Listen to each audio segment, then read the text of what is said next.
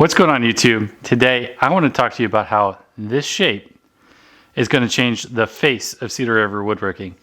Stick around and I'll show you how it could potentially change the face of your shop too. My name's Andy, this is Cedar River Woodworking, and welcome to the shop. So what is this shape right here and what are we going to do with it? I call this a freedom cleat. It's my take on the classic French cleat system. Now the French cleat system is something that has been used for a very long time.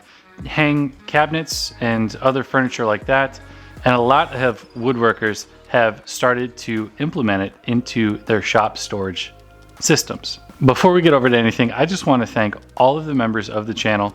You're a really big help, and we're getting close to a giveaway. So if you're interested in that, please consider being a member. But if you like beginner woodworker projects like this one or many others that we have on our channel, please consider subscribing. Also, stick around because there is a very special take on this French cleat. Anyways, let's jump down to the saw and I'll show you exactly how we set this up. Alrighty, so here we are over at the table saw. I have my saw set up where my blade is going to cut at a 45-degree angle. It's just taller than my 3/4 inch stock. And my fence is set to 3 7/8 of an inch. We have 3 7/8 of an inch as a specific measurement for our cuts here. I'll show you that in just a little bit. But we've got everything set up. I had the big box store cut up my 4x8 sheet of plywood into 12-inch strips, so it was just a little bit more manageable for me. I've been thinking about doing some infeed table here. If that's something that you'd like to see, let me know down in the comments below. So let's get these things cut up.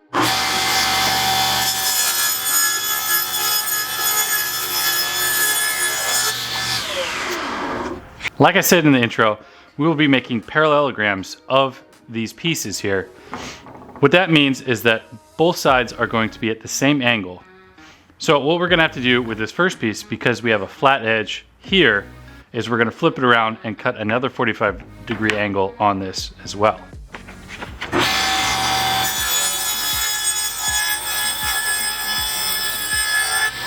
All right, now that we have one parallelogram cut, I'm gonna go ahead and cut the rest of these. It's just the same process, so I'm not gonna make you watch that. But after this, I'm actually gonna sand the tip of this here because this can be pretty sharp, and it's actually gonna help us with a few steps later. Now, when you're making these cuts, make sure that you are using a push stick. This here is a gripper push stick, or this is one that I made out of 1/2-inch plywood. You're gonna wanna keep your hands out of this. Mine is a right tilt saw, so I'm tilting towards the fence here. It can be kind of a scary cut. You can move your fence to the left side of here as well. I'm fairly comfortable with this cut, so that's why I'm making it this way. But make sure you have safety, keep your hands off the blade, and use a push stick. All right, here we are over at our tool wall. We're gonna go ahead and start tearing this thing down. So I'll show you how we get these cleats up. Hey, nobody wants to watch you tear down that whole wall. You know what? He's right. Let's go ahead and skip right to the good stuff.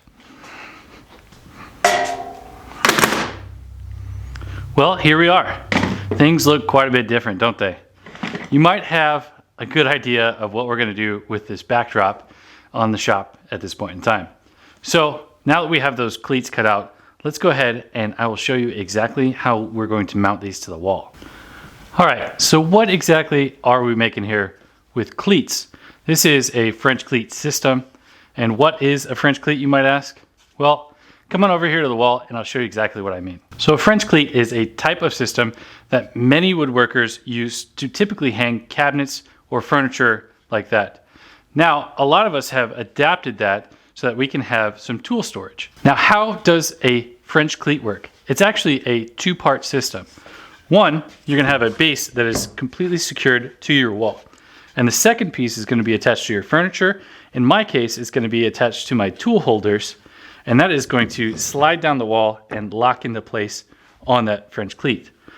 The cool thing about these is this isn't gonna go anywhere. The 245s marry up to each other perfectly, and when you're gonna have your tools hanging off the front of this, it's going to try and pull this away from the wall. Well, the tip of this piece here is going to actually be pressed into the wall with that 45 from the lower piece. So how our wall is going to be set up, they're also going to be able to have many that are spaced apart from each other, and you'll also have the pressure down here against this piece. So you're going to have a very, very sturdy system. Now let's show you exactly how I'm going to mount this stuff to the wall. Do you remember when we cut these to a width of 3 7/8 wide? This is the specific reason. So we went online to an online flag calculator, and it told us the width of these should be 3.88 inches. Well, 3 7/8 is 3.875. So we're really darn close. I mean, human error is gonna cover that up anyways. So I have already measured up from the bottom here, 3 7/8. So an American flag, you're gonna have red on the bottom and red on the top. So we're gonna space up 3 7/8. We're gonna have a level, and we're just gonna put this in place here. Now the screws that I'm using are 2.5 inch decking screws. They match the color of this wood pretty well, so they're not gonna stick out too much. You can color coordinate however you would like. Now these screws do need to go into a stud. So I'm going to countersink, and then I will drive these screws in. I'm just gonna put one on this side for now. Then we're gonna put our level on here so that we can put the other side in so that we know that we have a level board. And this side, I'm gonna do the same thing. We're gonna drive this in to a stud. So here is our first board. I'm gonna go ahead and put the rest of these in the stud, and then I'm gonna show you how I'm gonna space this across this entire flag. Now that we have our first strip completely secured, I'm gonna go ahead and grab 2 more strips, and we're gonna show you how we can space these correctly. So now that we have our first one leveled out here, we're gonna go ahead and make some more stripes on this flag. I'm gonna go ahead and grab 2 pieces here. And since these are spaced, since these are cut at 3 7/8 each, I will go ahead and put this in here. Now this second piece, I'm actually going to put against the point of the bottom of this. So it's gonna be point to point instead of nesting into each other like they're supposed to. And that's just gonna give me the correct spacing. So I'm gonna set that in there, press these points together, and then my next piece is gonna go up on top of that. So it might be kind of hard to see from that camera, but I got a camera over here, and that'll show exactly what I mean. And then we're gonna go through the same process, pre-drilling and screwing this to the wall. Now, if you are following along, there are going to be 6 of these lighter stripes. We have 3 in this long section here, and then 3 that are in a shorter section. Let me put this third one up of the long one, that's at 8 feet, and I will give you a measurement for these short ones. So like I had said, there are 3 upper and 3 lower stripes. These upper stripes are gonna be at 57 5/8 in length. Now I'm just gonna go ahead and put those up. It's the same process as we did the lower stripes here. Once I get everything up, I'm actually gonna finish out this entire wall, and then I can show you exactly how we can have some tool holding on this wall. So here is our wall behind me. Now you can see I already have it populated with some clamps here, but I wanted to show you how exactly we're gonna secure the cleats, so that's the second part, the part that's not attached to the wall, to whatever we're gonna hang on there. So I have another clamp holder here.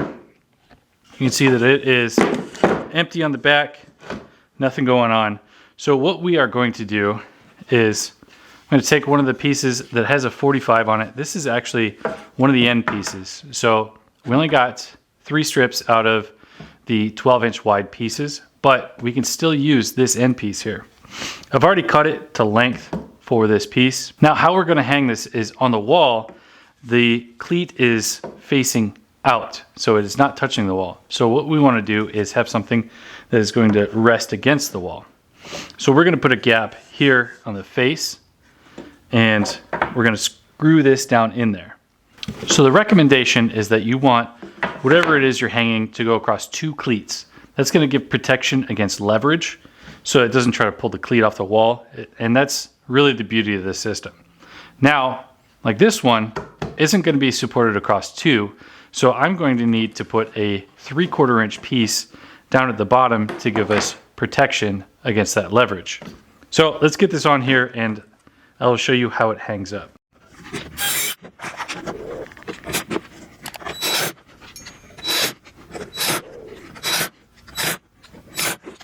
Let's go over the wall and show you how this hangs up. So here we are with our clamp rack, and now you can see what I mean across two pieces. So if I set it up here, you can see that it locks in nicely and it doesn't try to rip off the wall due to that leverage. If I put it down in this lower spot, there's no protection back here. You can see that, and you can see how much more floppy it is. So I'm going to put another strip across the bottom because it's actually going to go over in this position here. I'm going to have a tool docking station.